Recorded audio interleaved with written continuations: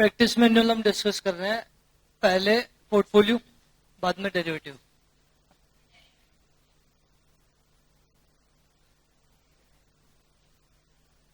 नहीं हुआ तो जिन लोगों ने कर लिया है उन्होंने क्वेश्चन तो आइडेंटिफाई कर ही लिए होंगे कौन कौन से होने चाहिए बोर्ड पे, तो एटलीस्ट वो क्वेश्चन हम कर लेंगे, बचे हुए आपसे बन जाएंगे।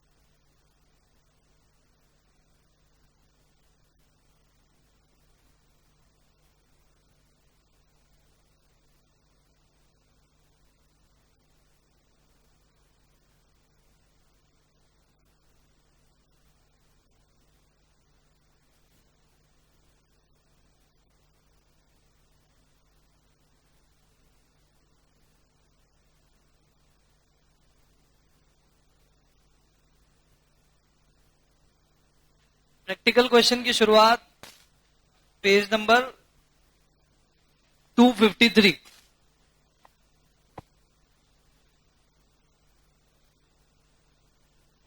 क्वेश्चन नंबर 11 नहीं 14 में किसी को कोई डाउट? आराम से बन गया। 15 में कोई डाउट? 16 में कोई डाउट? चलो अच्छा लग रहा है कि सबने किए हैं। 17 नहीं आया? नहीं आया।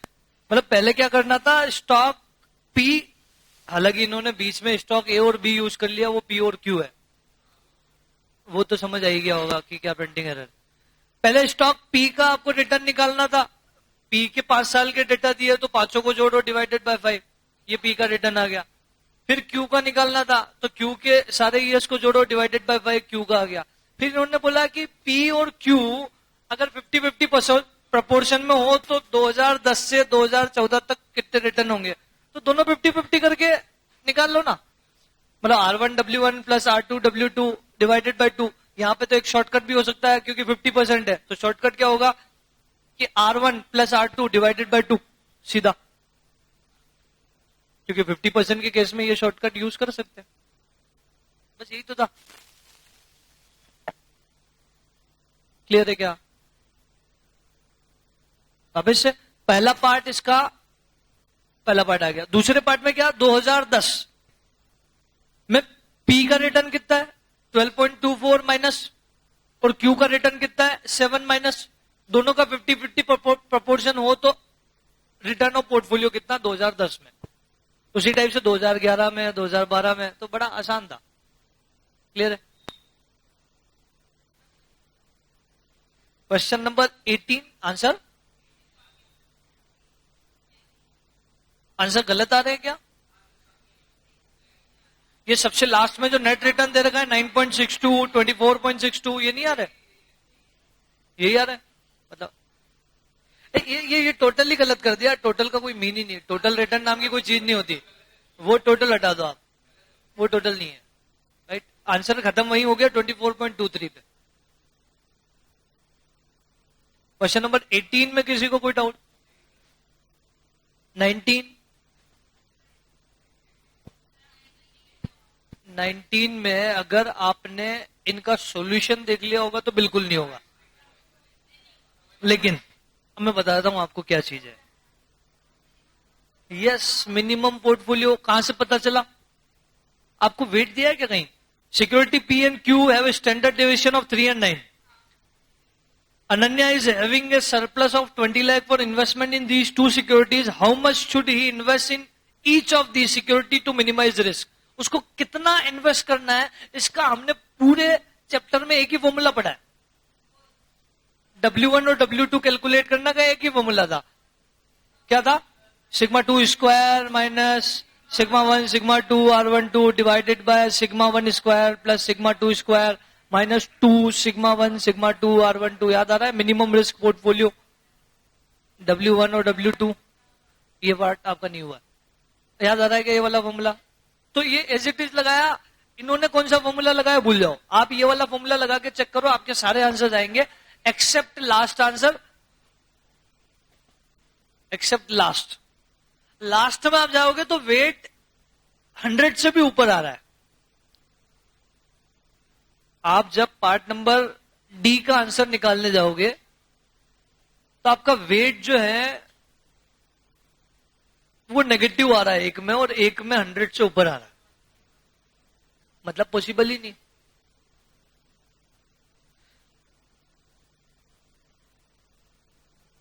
मैं जो बोल रहा हूं वो समझ आ रहा है क्या? लास्ट वाला पार्ट अगर आपने सेम फॉर्मूले से किया होगा तो एक आंसर नेगेटिव आ गया होगा, और weight can not be negative कि इस सिक्योरिटी में से पैसा निकालो, है ही नहीं तो कहां से निकाले? तो फिर हम बोलेंगे कि पॉसिबल ही नहीं है रिस्क को मिनिमाइज करना। अगर ज्यादा से ज्यादा हम रिस्क को कम करना चाहते हैं तो 3% कर सकते हैं। 100% इन्वेस्टमेंट एक सिक्योरिटी में डाल दो जिसका रिटर्न कितना है 3%, तो आपकी रिस्क रिड्यूस हो जाएगी 3% तक। तो बिलो 3% इज नॉट पॉसिबल कि 100% सिक्योरिटी पी में और 0% सिक्योरिटी क्यू में। तो सिक्योरिटी पी का रिटर्न 3% है, तो मैक्सिमम टू मैक्सिमम आप इतना कर सकते हो कि रिस्क आपकी 3% हो जाए। Below 3 not possible. ठीक है, फिर उसके नेक्स्ट वाला क्वेश्चन बन गया होगा आराम से। उसके अगला वाला क्वेश्चन वैसा ही था, वापिस वही W1 W2 वाला फॉर्मूला। 21 भी वही है, W1 W2। 22 हो गया होगा, हमारे नोट्स में क्वेश्चन था उसके जैसे ही है। अंडर वैल्यूड ओवर वैल्यूड निकालना था, कॉस्ट ऑफ कैपिटल वाला concept. P0 is equal to D1 upon KE minus G। Yes,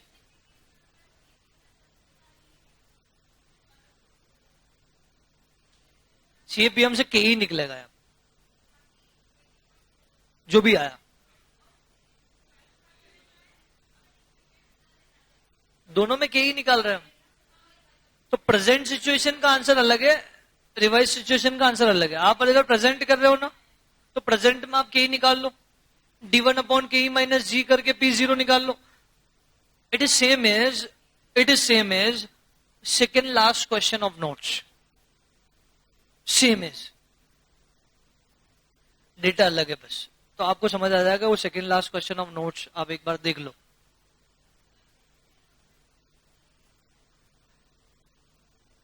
exactly अगर आप वो निकालते तो उसके लिए आपको एक ER भी चाहिए। अंडर वैल्यूड ओवर वैल्यूड के लिए अगर परसेंटेज को परसेंटेज से कंपेयर करेंगे हम तो एक परसेंटेज क्वेश्चन ने दिया ही नहीं है, तो कंपैरिजन के लिए कोई बेस नहीं है।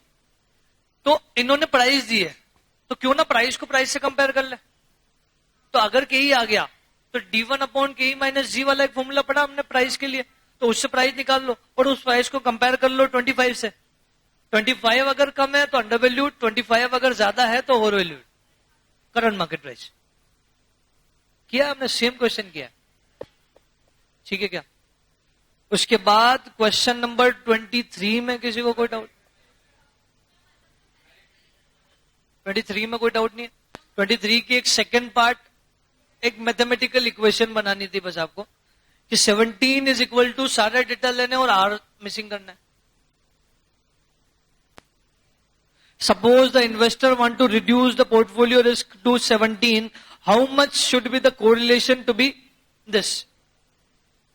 हुआ कि नहीं हुआ ये वाला part? 17 is equal to sigma 1 W1 का स्क्वायर अवेलेबल है, प्लस सिग्मा 2 W2 का स्क्वायर अवेलेबल है, plus 2 sigma 1 sigma 2 W1 W2 available है। R12 को R12 लिख दो या X लिख दो, सेम आंसर नहीं आ रहा है। आंसर मैं बता देता हूं। एक जो आप पहले पार्ट का आंसर निकाल रहे हो, फर्स्ट पार्ट का आंसर मेरे रिकॉर्ड में एक बार आप भी चेक कर लो, 25.83 आ रहा है। इन्होंने 26.9 दिया है। 25.83 आ रहा है पहले पार्ट का आंसर। पहले पार्ट का आंसर मिसप्रिंट है, बिल्कुल गलत है वो।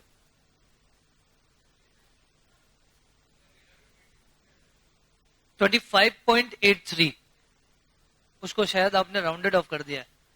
इनका आंसर आ रहा है 26.9, वो नहीं आ रहा है, वो गलत है।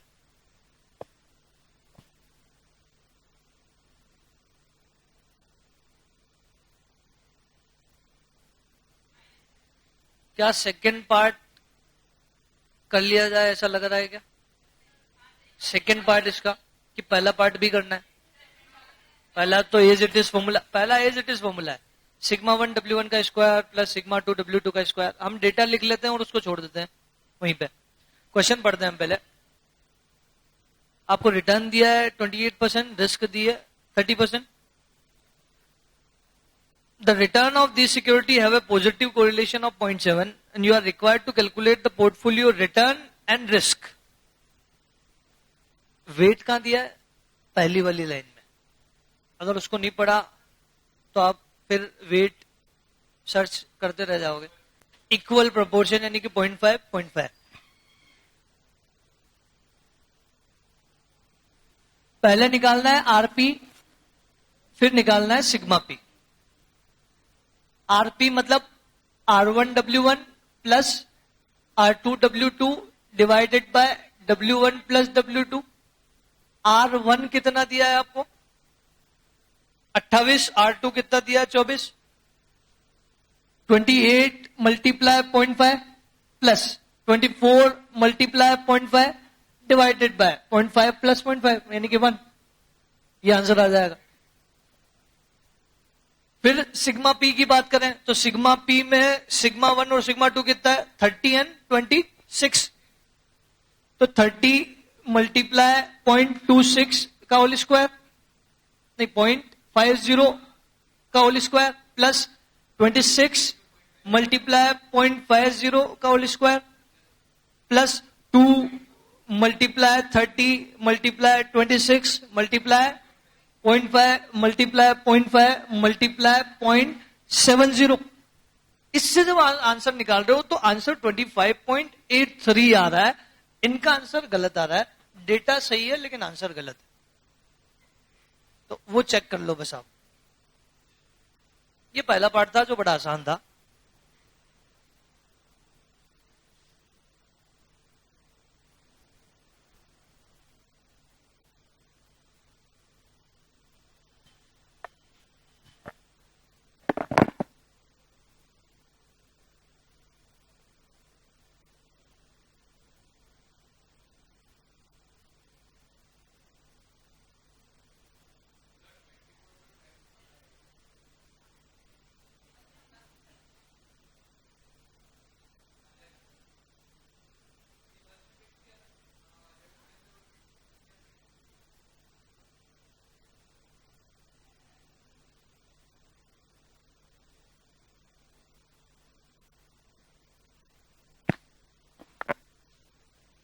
आ रहा है ये answer.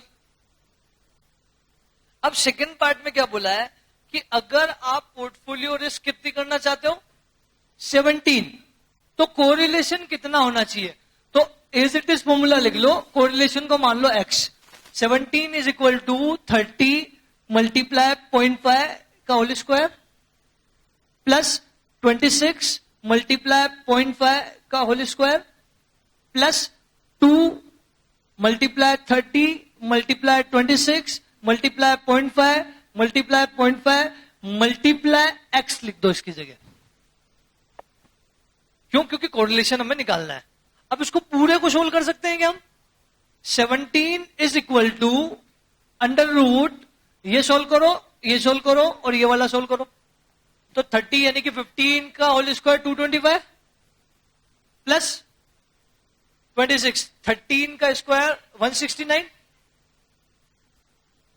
Plus 2 multiply 30 multiply 26 multiply 0.5 multiply 0.5 390x। Right. अब क्या करते हैं, दोनों का स्क्वायर करते हैं तो अंडर रूट हट जाएगा क्या? यस या no? By squaring both side, दोनों साइड को स्क्वायर कर दिया जाए तो आंसर में तो कोई फर्क पड़ता नहीं, मैथमेटिकली आप कुछ भी करो, दोनों साइड होना चाहिए बस। तो 17 का स्क्वायर अगर कर दिया तो ये अंडर रूट हट जाएगा, इसका स्क्वायर का मतलब ये अंडर रूट है, अंडर रूट हटना है तो 225 प्लस 169 प्लस 390x ये बाहर आ जाएगा अंडर रूट के। इसको आप इसमें भी समझ सकते हो कि उसकी पावर 1/2 है, उस पावर को इधर ट्रांसफर करेंगे तो क्या हो जाएगा, स्क्वायर 2, राइट। अब इसको सोल्व करो, आपका x की वैल्यू आ जाएगी और वही आपका आंसर होगा।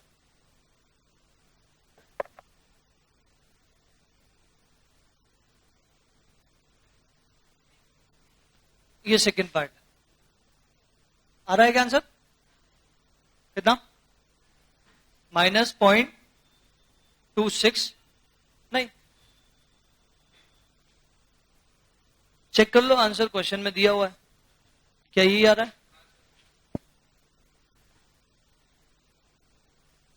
हो गया। पहले पार्ट का 25.83 और दूसरे पार्ट का 0.269, मतलब 27 कर सकते हो उसको चाहो तो।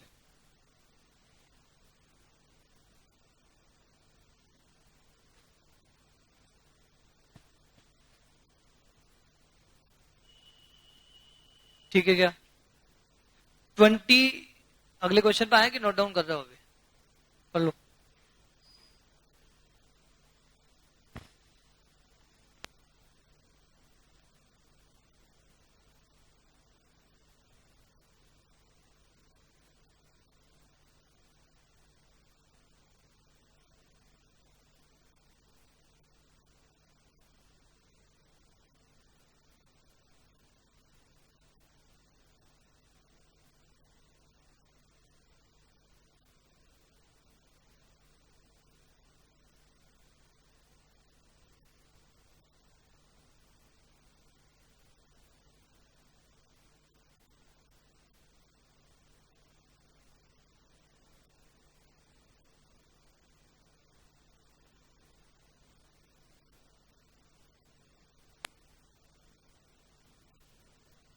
हो गया नोट डाउन। 24 में ये क्वेश्चन कॉस्ट ऑफ कैपिटल का है, क्योंकि मार्जिनल कॉस्ट ऑफ कैपिटल पूछा है आपसे। मार्जिनल कॉस्ट ऑफ कैपिटल मतलब कॉस्ट ऑफ एडिशनल फंड, और कॉस्ट ऑफ एडिशनल फंड में अगर मोर देन 1 कैपिटल है तो WACC of additional fund, right. और WACC के लिए आपको वेट चाहिए, इन्होंने टोटल दिया है 75 और उसके बाद रेशियो दिया है, इनका सॉल्यूशन गलत है। इनका सॉल्यूशन कहां गलत है, डेट इक्विटी रेशियो इन्होंने जब सोल्व किया, अब तो हम पढ़ के आ चुके हैं डेट इक्विटी रेशियो, तो डेट अपॉन इक्विटी होना चाहिए, इन्होंने क्या किया, debt upon debt plus equity कर दिया। वो तब तक नहीं लेंगे जब तक क्वेश्चन खुद ना बोले कि debt upon debt plus equity is equal to 20%। इन्होंने क्या बोला, डेट इक्विटी 20% है, मतलब डेट अपॉन इक्विटी 20% है। तो इस अकॉर्डिंग डेट और इक्विटी का वेट जो आएगा वो आप सोल्व कर रहे हो, अभी सोल्व कर रहे हो। मेरे अकॉर्डिंग मेरे रिकॉर्ड में जो लिखा है, इनका 60 आया लेकिन आना चाहिए 62.5।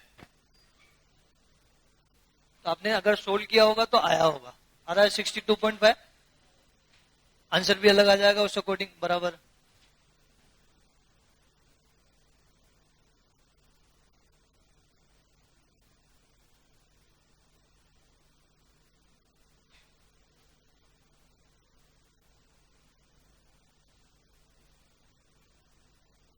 Date upon equity is equal to 20%, 20% यानी कि 0.20। तो can I say therefore debt is equal to 0.20 equity, ये इधर ट्रांसफर हो जाएगा, ऐसा कर सकता हूं, ठीक है। ये एक इक्वेशन समझ लो आप। दूसरी इक्वेशन क्या ये बना सकता हूं, debt plus equity is equal to 75, right. और डेट की जगह अगर मैं 0.20 इक्विटी भी कर दूं तो चलेगा, 0.20 E plus E is equal to 75। तो therefore 1.2 E is equal to 75, तो therefore E is equal to 62.5। इनका आंसर 60 आ रहा है, गलत है।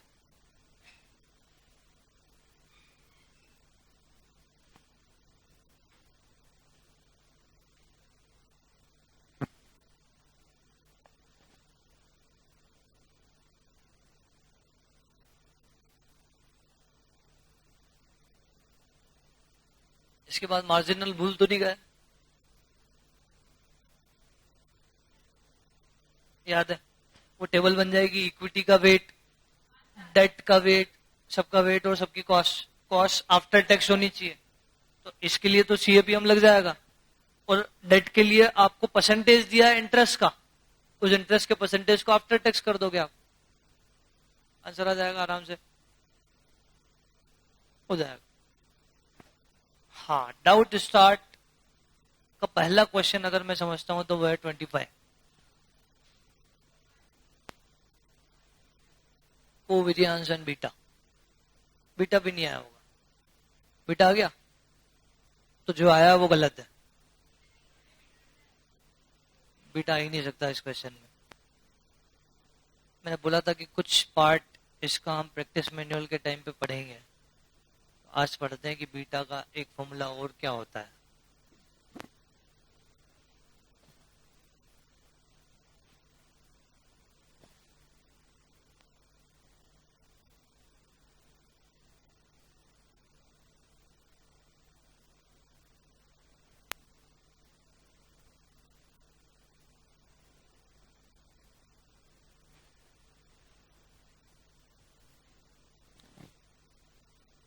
ठीक है, 25 पढ़ते हैं।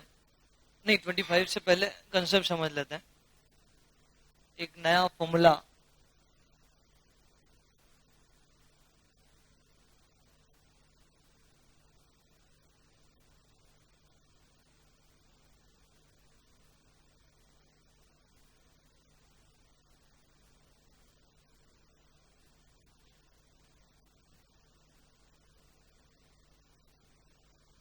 बीटा का एक फॉर्मूला और होता है जिससे आंसर सेम आता है, जो हमने एक फॉर्मूला पढ़ा था बड़ा सा, एन समीशन एक्स वाई। एक और फॉर्मूला है जिससे आंसर सेम आएगा, जिसको बोलते हैं covariance of X and Y. एक ही चीज है, covariance between X and Y divided by standard deviation of X का square. Standard deviation of X मतलब स्टैंडर्ड डिविएशन ऑफ मार्केट का स्क्वायर। बीटा में बेस हमेशा मार्केट होगा, ये तय है। अब what is covariance of X and Y? इसका एक फॉर्मूला है, अगर सीरीज इंडिविजुअल है तो फॉर्मूला होगा summation X minus X bar Y minus Y bar upon N. Covariance मतलब एक जॉइंट वेरियंस निकाल रहे, आप ऐसा समझ सकते हो, राइट? अगर सीरीज डिस्क्रीट है तो और कुछ नहीं होगा, इसके आगे क्या जुड़ जाएगा? F. Summation F multiply X minus X bar Y minus Y bar upon summation F. और अगर विथ प्रोबेबिलिटी है तो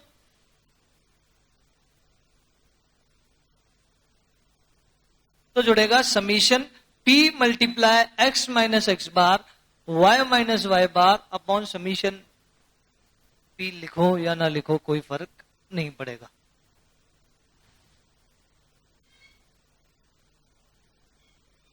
अब सवाल यह आता है कि क्यों हम इस फॉर्मूले पे जाएं जब हमारे पास बीटा का एन समीशन एक्स वाई वाला फॉर्मूला है, तो क्यों हम इसको याद करें? आ रहा है माइंड में?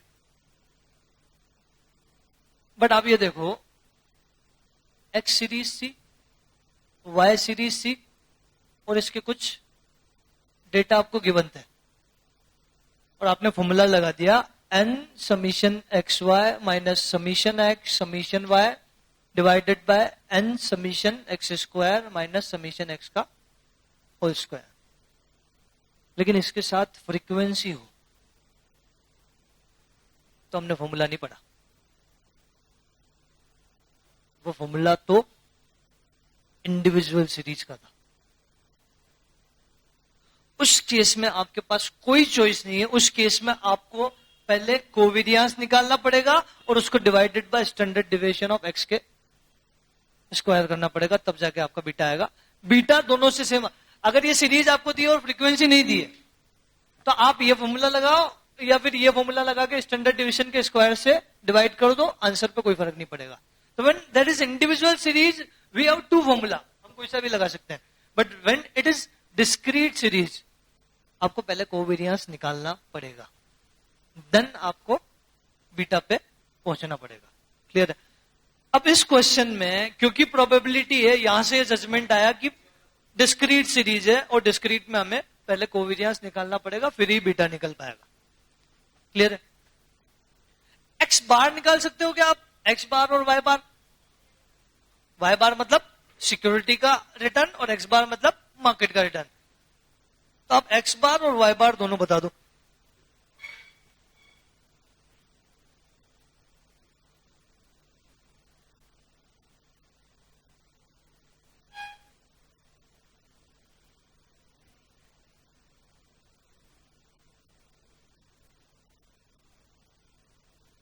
प्लस करके डिवाइड कर दोगे तो वो इंडिविजुअल सीरीज हो जाएगी। नहीं, रिटर्न आपने पढ़ा है। रिटर्न वाला कैटेगरी पढ़ी है। रिटर्न का ही तो एक्स बार मतलब क्या? रिटर्न। रिटर्न वाली तो पूरी कैटेगरी पढ़ी। रिटर्न में जब डिस्क्रीट सीरीज होती है तो फॉर्मूला ये नहीं लगता है कि सबको जोड़ो divided by N. When discrete series there F X और पी है तो समीशन पी एक्स। 17 एंड 15.5 आपको ये मुझे बताना पड़ेगा कि कौन सा एक्स बार है और कौन सा वाई बार है। क्या ये हटा दूं? ये हटा दूं, सबका हो गया।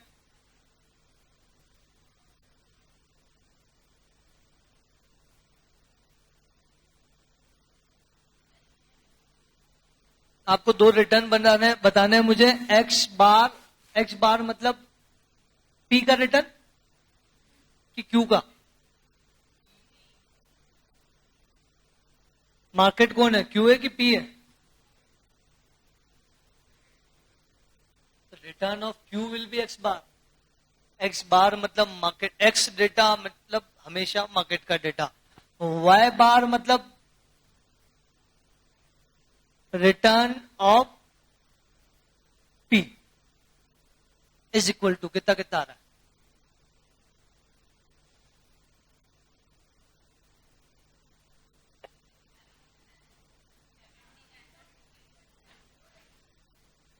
एक्स बार कितना? 17 और ये 15.5। मार्केट का रिटर्न 15.5 है और सिक्योरिटी का रिटर्न 17 है। वाई सीरीज, वाई डेटा मतलब सिक्योरिटी का डेटा, एक्स डेटा मतलब मार्केट डेटा, हम शुरू से देखते हुए आ रहे हैं। और यहां पे क्लियरली स्पेसिफाई है कि सिक्योरिटी जो है वो पी है और मार्केट जो है वो क्यू है। तो पी वाला डेटा सिक्योरिटी, क्यू वाला डेटा मार्केट, मतलब क्यू वाला data x. Is it clear? तो अब सीरीज अगर बनाने जाए हम एक्स सीरीज और वाई सीरीज, तो बताओ एक्स सीरीज कौन सी होगी? सिक्योरिटी क्यू वाली। कितना कितना? -10, 20, 35 और इधर 30, 20 एंड 0। हमें कोवेरियंस के लिए क्या क्या चाहिए? एक चाहिए हमें प्रोबेबिलिटी, यहां पे एक कॉलम चाहिए x माइनस एक्स बार, दूसरा कॉलम चाहिए y माइनस वाई बार, और तीसरा कॉलम चाहिए this into this into this.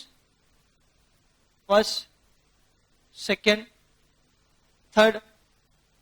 तो first multiply second multiply third. तो क्या इस कॉलम का नाम हो जाएगा p multiply X minus X bar y minus Y bar? क्या यही चाहिए हमें?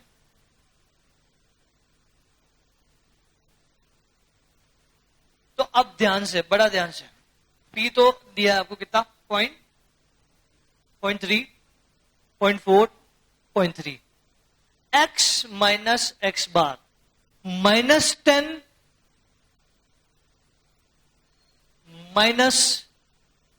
-15.5। यहां बस ये ध्यान रख लिया तो बढ़िया हो जाएगा, -25.5। अदरवाइज अगर आपने नेट कर दिया तो फिर यहीं से गलती स्टार्ट हो जाएगी। क्लियर हो रही क्या बात? उसके बाद 20 -15.5 4.5 plus 35 -15.5 19.5 plus y minus Y bar यानी कि 30 -17 तो 13 20 -17 3 0 -17 -17। This into this into this this into this into this, इन तीनों को मल्टीप्लाई उस कॉलम में करके बता दो। 99.45 माइनस 5.4 प्लस माइनस 99.45, ये दोनों सेम आ रहा है, चेक कर लेना एक बार। तो क्या इसको मैं summation P into X minus X bar Y minus Y bar बोल सकता हूं? इसके टोटल को समीशन बोल दिया। तो ये माइनस है और ये प्लस है, तो कितना आ रहा है?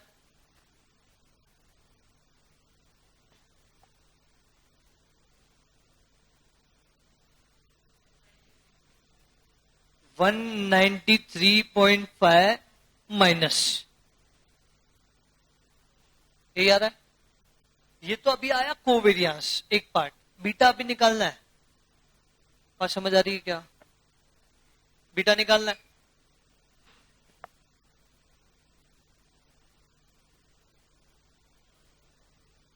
अलग आ रहा है क्या?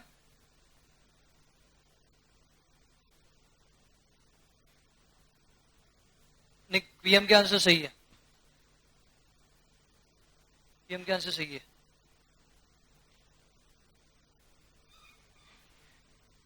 मैं चेक कर चुका हूं एक बार उनको।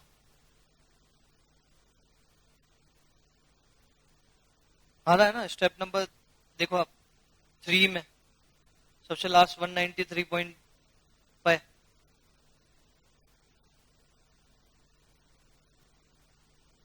आंसर सॉल्यूशन का थर्ड पार्ट।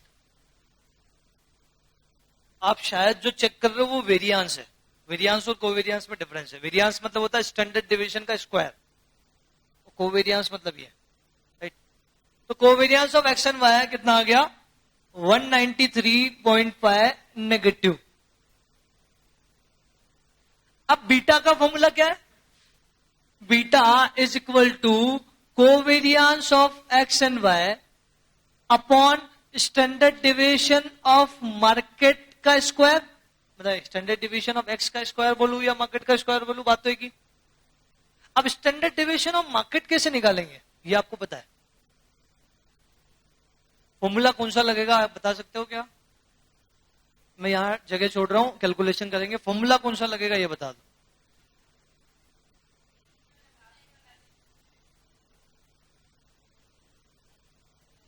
मार्केट का स्क्वायर निकालना है।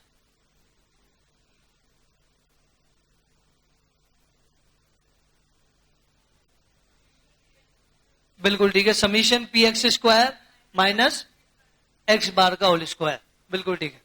Under root summation P X square minus X bar का होल स्क्वायर, क्योंकि इंडिविजुअल हम एक ही सीरीज का स्टैंडर्ड डिवीजन निकाल रहे हैं। कंबाइन निकालते तो आता सिग्मा 1 W1 का स्क्वायर प्लस सिग्मा 2 W2। क्या कंबाइन निकाल रहे हैं हम? नहीं, हम तो केवल मार्केट का निकाल रहे हैं और मार्केट तो एक ही है। क्लियर है क्या? अब आपके पास एक्स सीरीज है। एक्स सीरीज कितनी है? -10 20 35।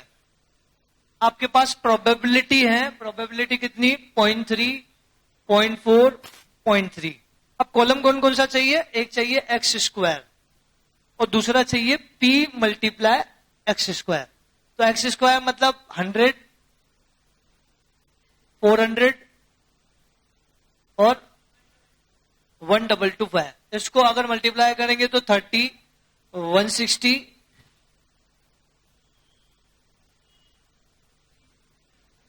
367.5, तो ये टोटल जो है वो कितना आ जाएगा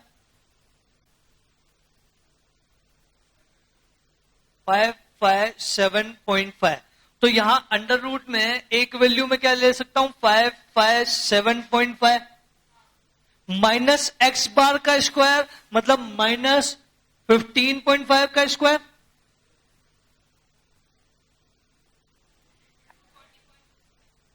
अंडर रूट कर दो उसका। मतलब ये सारा सोल्व करने के बाद फाइनल आंसर कितना आ रहा है वो बताओ।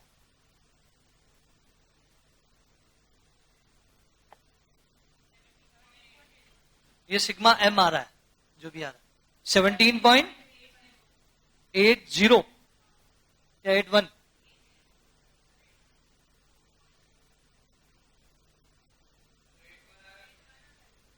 चेक कर लो एक बार। 17.81।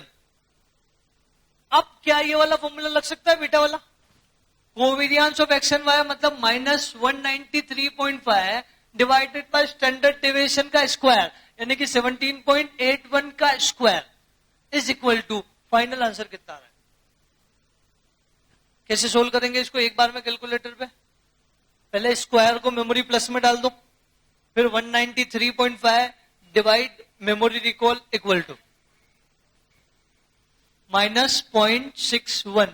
चेक कर लो आपका आंसर क्या क्वेश्चन के आंसर से मैच हो रहा है।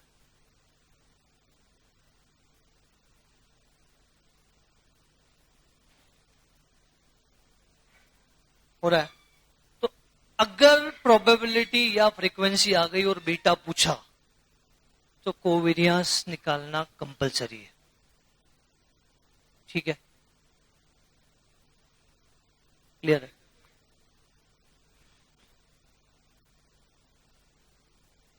क्लियर है। कुछ और फॉर्मूले भी अभी पढ़ना बाकी है हमें, लास्ट में हम लिखेंगे। आर के फॉर्मूले हमने कोरिलेशन के अभी तक कोरिलेशन सीधा सीधा यूज किया लेकिन फॉर्मूले नहीं लिखे, हम लिखेंगे। उसके फॉर्मूले कुछ बीटा के जैसे ही हैं बट थोड़ा सा चेंज आएगा। क्या चेंज आएगा वो हम देखेंगे अभी। ये वेरिएंस ही तो है, स्टैंडर्ड डेविएशन का स्क्वायर मतलब वेरिएंस। तो इन्होंने उसकी जगह वेरिएंस यूज कर लिया, हमने स्टैंडर्ड डेविएशन का स्क्वायर यूज किया, कोई फर्क नहीं पड़ेगा। -10 -15.5 तो दोनों माइनस है, माइनस माइनस प्लस हो गए। क्लियर है।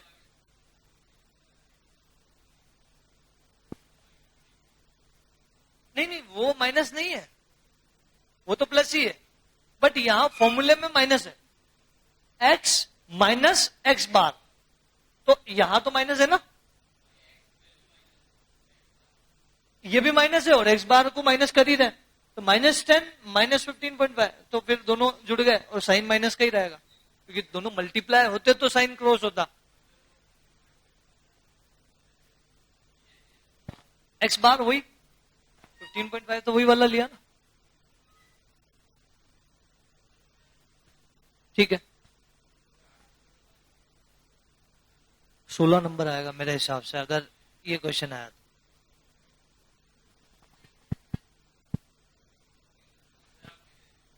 बारह का आता है सबसे लास्ट वाला 12। एक क्वेश्चन 12 का आना ही आना है, श्योर है।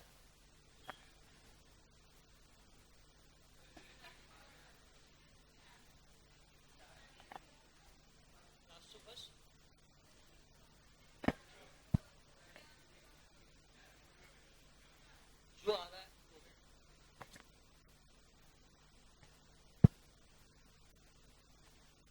आगे बढ़ सकते हैं क्या।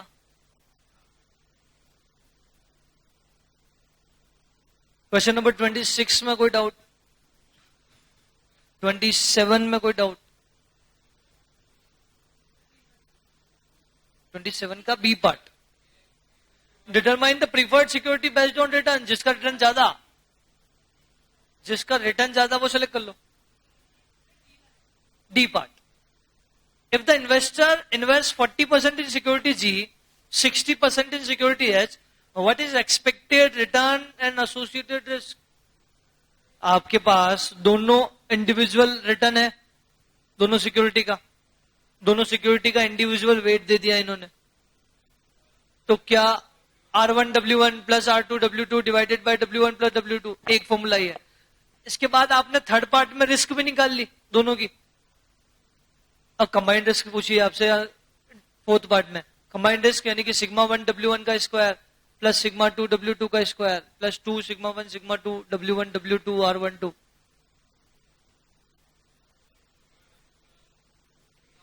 अब आप, हाँ एक सवाल आ गया यहां पे, आर कहां दिया है? तो आर वाला फॉर्मूला पढ़ना जरूरी हो गया अभी, जो हम लास्ट में पढ़ने वाले थे. ये नोट डाउन हो गया क्या? आर वाले फॉर्मूले में और कुछ नहीं है. यहां ये हम कर रहे हैं ना बीटा, तो यहां R is equal to covariance of X and Y upon standard deviation of X multiply standard deviation of Y. मतलब जब भी दोनों डिवाइड में होंगे तो वो कोरिलेशन का फॉर्मूला है. आप कंफ्यूज हो सकते हो कि बीटा का कौन सा है, कोरिलेशन का. बीटा में हमेशा डिवाइड में मार्केट आता है और कोरिलेशन में हमेशा डिवाइड में दोनों ही आते हैं, क्योंकि कोरिलेशन दोनों के बीच में निकलना है. और बीटा हमेशा एक बेस होता है मार्केट के, मार्केट में चेंज होने की वजह से सिक्योरिटी में कितना चेंज हो रहा है. क्लियर है क्या? तो ये फॉर्मूला लग जाएगा. कोवेरियंस आपको निकालना आता है, स्टैंडर्ड डिविएशन एक्स और वाई हमने थर्ड पार्ट में निकाल ही लिया, हो जाएगा.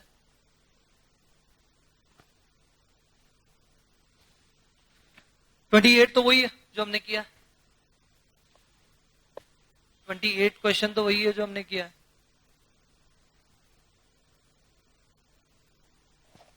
29 के हो सकता है सेकेंड पार्ट को समझने में दिक्कतें रही हो कि व्हाट इज कैरेक्टरिस्टिक लाइन, ये समझ नहीं आ रहा है. राइट, इसको बनाने की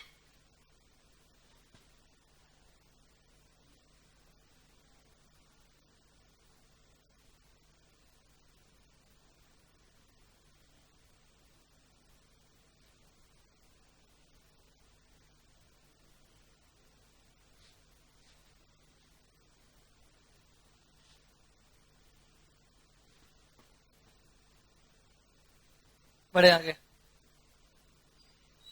हाँ, 29 में सेकेंड पार्ट ही देखना है. फर्स्ट पार्ट कर लिया होगा आपने. फर्स्ट पार्ट में बीटा पूछा, निकाल लिया होगा. N summation x Y minus summation x summation Y, वो फॉर्मूला. अब एक और सीख लिया कोवेरियंस अगर चाहो तो ये. बट जब दो सीरीज हो इंडिविजुअल हो तो बेहतर है कि हम एन समीशन एक्स वाई वाला लगाएं, क्योंकि कोवेरियंस थोड़ा लेंदी है. कोवेरियंस और फिर उसमें स्टैंडर्ड डिविएशन भी निकालना पड़ता है और तब जाके आंसर आता है. आंसर सेम ही आएगा. ठीक है. पार्ट नंबर 2 में कैरेक्टरिस्टिक लाइन पूछा है. ये और कुछ नहीं है, y is equal to alpha plus beta X. y security का रिटर्न निकाल सकते हो क्या? y मतलब यहां पे y का मतलब क्या होगा? Return of security. और x का मतलब क्या होगा? Return of market. तो यहां पे देखो आप, रिटर्न ऑफ सिक्योरिटी निकाला जा सकता है क्या? कैसे निकालेंगे? सबको जोड़ो, डिवाइडेड बाय 10, क्योंकि इंडिविजुअल सीरीज है. तो क्या होगा यहां पे y इज इक्वल टू कितना आ रहा है वो बताओ.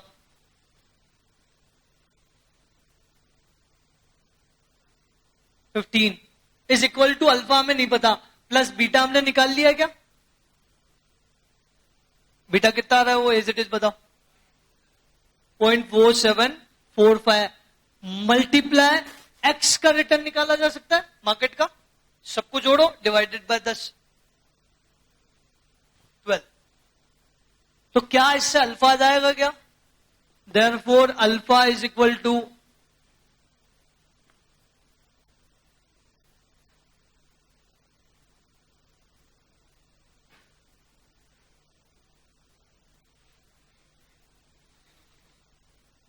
9.306. ये आपका अल्फा आ गया. अब कैरेक्टरिस्टिक लाइन क्या होगी वापिस देखना. Characteristic line y is equal to alpha plus beta X. इसका मतलब यह है कि एक्स का रिटर्न रखते हुए जाओ, वाई का रिटर्न आ जाएगा आपका। ये वही ग्राफ वाला क्वेश्चन है। उससे पहले हमने क्या कर दिया, वाई का रिटर्न एक ले लिया, एक्स का रिटर्न ले लिया, क्योंकि अल्फा मिसिंग था तो उसको निकालना जरूरी था। अब ये इक्वेशन ही बन गई कि अल्फा लिख लिया प्लस बीटा हमारे पास है अल्फा प्लस बीटा एक्स। अब ये इक्वेशन है कि एक्स का रिटर्न आने वाले टाइम पे जो होगा उसका इंपैक्ट वाई पे कितना होगा ये बताना है। यहां तक आपका आंसर खत्म हो गया। लेकिन अब इससे पूछा जाए कि एक्स अगर 20% हो तो वाई कितना, तो एक्स 20 रख दो वाई आ जाएगा। एक्स अगर 24% है तो वाई कितना। ऐसे ही हम ग्राफ बनाते थे, बस वो वही चीज है। तो ये आंसर, ये लाइन जो है ना, ये इक्वेशन वाली लाइन, इसको कैरेक्टरिस्टिक लाइन बोला गया है। अल्फा प्लस बीटा एक्स, जो हमने पढ़ा था ए प्लस बी एक्स, वही वाला।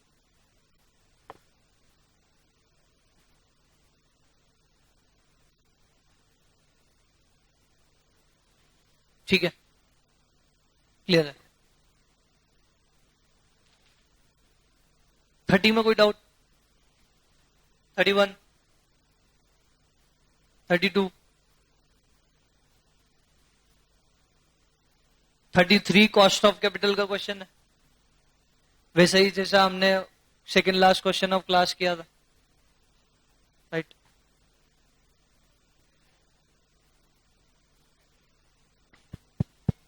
एडवाइस कब करेंगे? जब अंडर वैल्यूड होगा। पहले ये निकालो अंडर वैल्यूड है कि ओवर वैल्यूड है। वही उसी क्वेश्चन में आपने डाउट पूछा था और मैंने बोला था क्लास में सेकेंड लास्ट, उस आई एम 100% श्योर कि शायद उस लेक्चर में आप नहीं थे।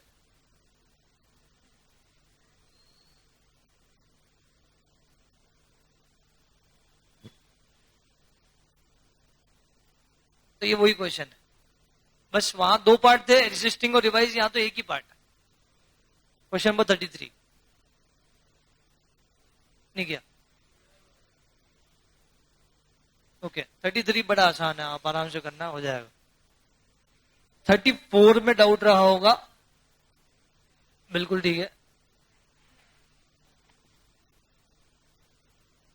35 पे भी आते हैं हम, पहले 34। अब 34 क्या डाउट क्यों रहा होगा मैं बताता हूं, क्योंकि अभी तक हमने बीटा के रिवाइज फॉर्मूले पढ़े नहीं थे। अब बीटा के हमने रिवाइज फॉर्मूले पढ़ लिए हैं, अब मैं कनेक्ट करता हूं उनसे। क्वेश्चन पढ़ा आपने, क्वेश्चन में आपको दो सिक्योरिटी दी है, एक्स सिक्योरिटी, वाई सिक्योरिटी और मार्केट, ठीक है। इनका रिटर्न एवरेज निकालना चाहे तो निकाल सकते हैं क्या? सबको प्रोबेबिलिटी से मल्टीप्लाई कर देंगे, एक्स को कर देंगे तो एक्स का रिटर्न, वाई को कर देंगे वाई का रिटर्न, मार्केट को कर देंगे आरएम। रिस्क फ्री रेट आपको दी है 9%। Determine the investor should liquidate is holding in stock x और वाई, और contrary make a fresh investment, मतलब आपको बाय सेल या होल्ड का डिसीजन की बात करनी है। बाय सेल और होल्ड के डिसीजन की बात आप कब कर पाओगे? जब आपके पास एक सीएपीएम का रिटर्न होगा और एक रिटर्न क्वेश्चन में दिया गया होगा, वो दोनों को कंपैरिजन करोगे, सीएपीएम अगर कम होगा तो अंडर वैल्यूड, सीएपीएम ज्यादा होगा तो over valued, and so on. तो एक रिटर्न तो क्वेश्चन में है जिसको आप एक्सपेक्टेड रिटर्न बोल दोगे। कैसे निकालोगे? 25 मल्टीप्लाई 0.4 प्लस 10 मल्टीप्लाई 0.3, और ये माइनस हो जाएगा -5 मल्टीप्लाई 0.3। उसी टाइप से वाई का रिटर्न भी निकल जाएगा, 20 मल्टीप्लाई 0.4, 15 मल्टीप्लाई 0.3, -8 है तो 18 मल्टीप्लाई 0.3, मेमोरी माइनस में हो जाएगा। तो ये तो रिटर्न आ जाएंगे, कोई दिक्कत नहीं है। मतलब अब एक रिटर्न केवल सीएपीएम से निकालना है, राइट। और सीएपीएम से निकालने के लिए हम जो फॉर्मूला लगाएंगे वो लगाएंगे RF plus RM minus RF multiply beta. RF हमें डायरेक्टली गिवन है और आरएम मार्केट का रिटर्न गिवन है, उसका एवरेज कर लेंगे। आरएम भी तो गिवन है, देखो आप,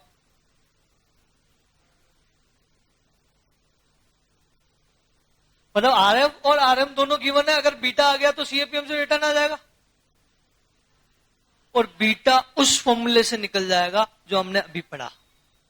कोवेरियंस, अब यहां पे दो कोवेरियंस निकलेंगे, covariance between market and security X and covariance between market and security Y, क्योंकि दो सिक्योरिटी का आपको बीटा निकालना है। क्लियर हो रही क्या बात? हो जाएगा कि एक हम कर लें, एक घर पे करोगे, ऐसा कुछ हो जाएगा आराम से। बड़ा ध्यान से करना बस यहाँ पे मैं कैसे कि आपके फॉर्मूले में एक कंफ्यूजन आएगा, अभी से क्लियर कर देता हूं। एक फॉर्मूले में क्या है, x minus X bar Y minus Y बार, राइट। लेकिन यहां सिक्योरिटी एक्स है और एक्स माइनस एक्स बार आप बोलोगे किसको, मार्केट को। तो बड़ा कंफ्यूज हो जाओगे अगर सिक्योरिटी एक्स को आपने एक्स ही ले लिया। बात समझ आ रही है क्या? तो फिर आपका क्या होगा, एक्स माइनस एक्स बार मल्टीप्लाई एक्स माइनस एक्स बार, क्योंकि सिक्योरिटी एक्स है। तो इट वुड बी बेटर, या तो आप ऐसा कर लो कि जब सिक्योरिटी एक्स सोल्व कर रहे हो तो क्लियरली लिख दो कि इन फॉर्मूला वाई जो है वो सिक्योरिटी एक्स के लिए लिया गया है, और सिक्योरिटी वाई जब सोल्व कर रहे हो तब तो कोई आपत्ति नहीं है, तब तो वाई के लिए वाई ले रहे हैं और मार्केट के लिए एक्स ले रहे हैं। या फिर आप ऐसा भी कर सकते हो कि उस फॉर्मूले को मॉडिफाई कर दो इस वे में, मैं जो बोल रहा हूं वो लिखना, एम लिखना नहीं है, केवल समझ लेना। एम माइनस एम बार एक्स माइनस एक्स बार मल्टीप्लाई पी, इसका summation divided by summation P, लिखो या ना लिखो कोई फर्क नहीं पड़ेगा। या एक और फॉर्मूला है and summation P M minus M bar Y minus Y bar upon summation P. क्या समझ आया जो मैंने लिखा? ऐसा क्यों किया गया? क्योंकि यहां एक्स और वाई है, ए बी होता तो भी कोई दिक्कत नहीं थी। एक्स वाई को हाँ ए बी होता तो दिक्कत इसलिए नहीं आती कि फिर तो मार्केट को एक्स मान लो ना। अब यहां मार्केट को एक्स मानने में दिक्कत ही आ रही है कि ये भी एक्स और ये भी एक्स है, दूसरे को जैसा है वैसा रहना तो चलेगा। मतलब आपको अगर फॉर्मूला याद है तो एक्स की जगह आपको मार्केट वाला डेटा रखना है बस, तो एक्स की जगह एम रख लो। क्लियर है क्या? क्लियर है? और फॉर्मूला वही यूज करना चाहते हो तो मार्केट को एक्स मानो और एक बार सिक्योरिटी वाई को वाई मानो और दूसरी बार सिक्योरिटी वाई को वाई मानो। बड़ा कंफ्यूज हो रहे हो? अगर कोई लॉजिकली सोच रहे हो तो समझ पा रहे होंगे। मार्केट एक्स मान लिया, अगर फॉर्मूला वही लगाना x minus X bar Y minus Y बार, तो मार्केट को एक्स ही मानो, सिक्योरिटी एक्स को वाई मान लो, और दूसरी बार में मार्केट को तो एक्स मान ही रहे, सिक्योरिटी वाई को वाई रहने दो। ठीक है क्या? फिर उसके बाद अगला क्वेश्चन 35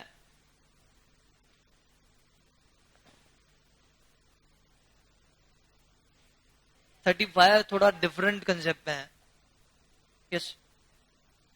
कैसे?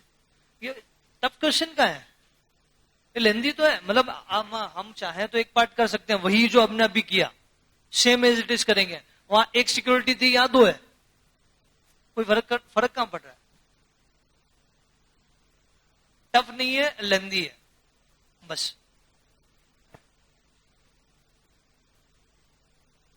35 में क्या है? वैसे तो फॉर्मूला हम CAPM का लगाते हैं, RF plus RM minus RF into beta. 35 में ये फॉर्मूला लग तो रहा है लेकिन एक स्टेज पे आके रुक रहा है कि बीटा की ना कैलकुलेशन अवेलेबल है ना डेटा ऐसा दिया हुआ है कि हम कैलकुलेट कर पाए। देखो बीटा की ना तो कैलकुलेशन अवेलेबल है ना कोई डेटा ऐसा दिया है जिससे हम कैलकुलेशन कर पाए। मतलब डायरेक्टली भी नहीं है, कोई तरीका भी नहीं दिया, तो फिर CAPM में बीटा नहीं ले पाओगे आप। तो फिर आप कैसे करोगे? RF plus RM minus RF, और यहां के बाद थोड़ा सा चेंज है। वो चेंज क्या है? Upon standard deviation of market. यहां तक आपने कुछ पढ़ा है इसको? क्या था ये? Market return risk trade off.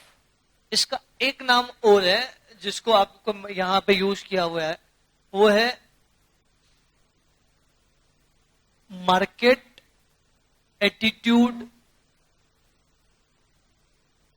Towards risk. Ultimately वही है, अल्टीमेटली वही तो है। रिटर्न रिस्क ट्रेड ऑफ का मतलब ही क्या है कि हर एक परसेंट रिस्क पे हमें कितना रिटर्न मिल रहा है। और ये भी यही बोल रहा है कि market attitude towards risk, risk में मार्केट क्या रिएक्ट कर रहा है, यहां तक ओके। लेकिन इसके बाद एक और फॉर्मूले में जुड़ेगा, वो क्या, हम ये रिटर्न मार्केट का एक्सेप्ट थोड़ी कर रहे हैं, हम किसका एक्सपेक्ट कर रहे हैं, सिक्योरिटी का। आरएफ तो एक्सपेक्ट करेंगे ही करेंगे, प्लस एक्स्ट्रा रिटर्न मार्केट में इतनी रिस्क लेने पे हमें इतना रिटर्न मिल रहा है, तो सिक्योरिटी में इतनी रिस्क लेने पे कितना रिटर्न मिलेगा, याद आ रहा है। और अभी थ्योरी पढ़ते टाइम मैंने बोला था कि एक फॉर्मूला हम प्रैक्टिकल के टाइम पे आपने पूछा था, वो फॉर्मूला ये था, when beta is not available. हम क्वेश्चन को कुछ इस वे में मॉडिफाई करेंगे, वो यही है कि मार्केट में रिस्क लेने पे इतना रिटर्न मिलता है, तो सिक्योरिटी में रिस्क लेने पे कितना रिटर्न मिलेगा, सिंपल। क्लियर है क्या, standard deviation of market multiply standard deviation of security. क्यों, क्योंकि हम ईआर ऑफ सिक्योरिटी निकालने जा रहे हैं, ईआर ऑफ मार्केट निकालने नहीं जा रहे। ठीक है, अब ये क्वेश्चन सोल्व करते हैं।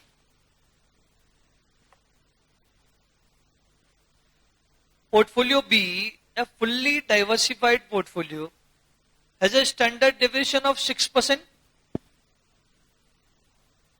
Standard deviation of security. And Nifty has a yield of 16.5 मतलब RM. Nifty मतलब market, और standard deviation 4 मतलब market का standard deviation. Assume that the expected return of portfolio B under the following ascertain, assume नहीं, ascertain the expected return of portfolio B under the following cases. अलग अलग cases दिए। पहला case दिया है आपको 5.8% 100 rupees central government guaranteed RBI bond is traded at 116। RF कितना है, गलत, रिस्क फ्री रेट 5.8 नहीं है।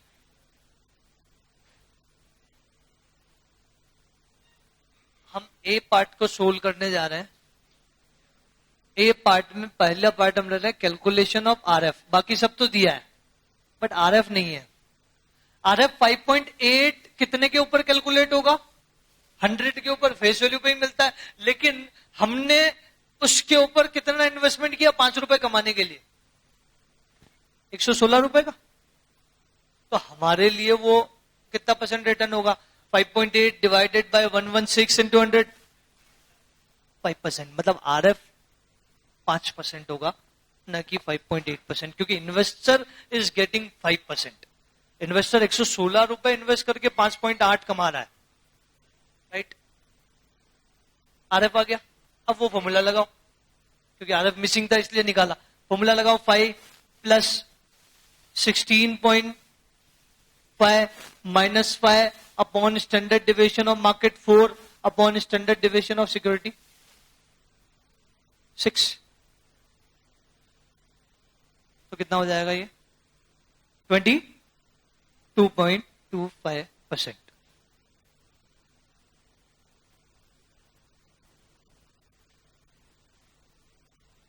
ठीक है क्या। इसका पार्ट नंबर सेकेंड, आपको market attitude towards risk they दिया है। आरएफ फिर मिसिंग है। आरएफ कहां है, पहले पार्ट का आरएफ यूज तो कर नहीं सकते हैं सेकेंड पार्ट में, बात समझ आ रही है। तो फिर सेकेंड पार्ट में, क्योंकि आरएम है हमारे पास, आरएफ नहीं है, स्टैंडर्ड डिविएशन है, तो क्या हम आरएफ निकाल सकते हैं क्या, ध्यान से देखना। सेकेंड पार्ट में अगेन हम पहले कैलकुलेट कर रहे हैं कैलकुलेशन ऑफ आरएफ। आरएफ की कैलकुलेशन क्या होगी, RM minus RF upon standard deviation of market. आपको दिया है कितना, 3.5। आरएम आपके पास है क्या, 16.5 माइनस आरएफ नहीं पता अपॉन 4 इज इक्वल टू 3.5। तो क्या आरएफ निकल सकता है इससे, कितना आ जाएगा आरएफ,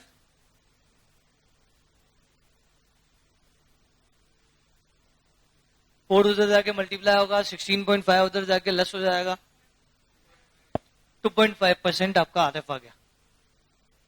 अब वापस वही same formula, RF 2.5 plus RM minus RF 16.5 minus 2.5 divided by, हाँ चाहे तो हम सीधा 3.5 ले सकते हैं क्योंकि वो तो दिया है, तो बिल्कुल, और ऐसे भी करोगे तो 3.5 ही आ रहा है, मल्टीप्लाई 6,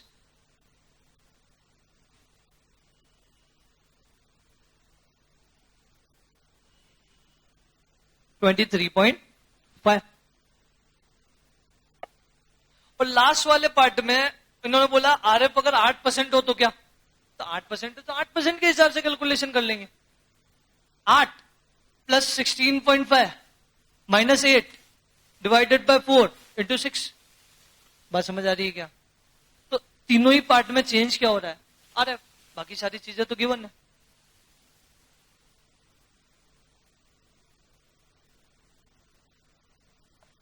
चेक कर लो, ठीक है क्या?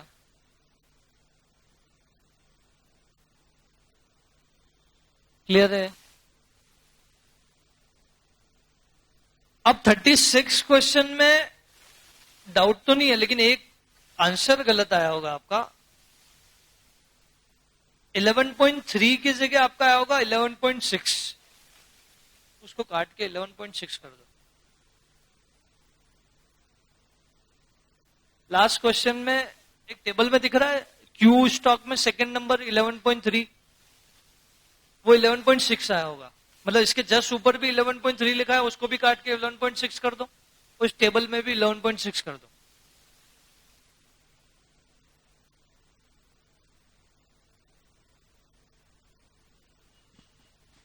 ठीक है क्या? तो ये कहानी थी हमारी पोर्टफोलियो मैनेजमेंट की।